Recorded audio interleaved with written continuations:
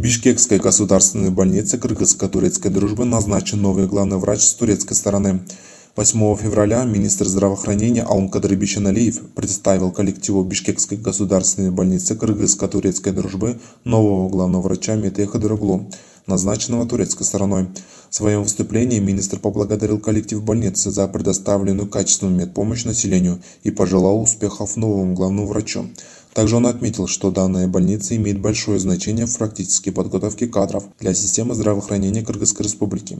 Проходившие практику в этой больнице местные медицинские работники после освоения инновационных навыков, приобретения достаточного опыта будут направлены в другие организации здравоохранения для усиления кадрового потенциала, повышения уровня оказания медицинской помощи населению.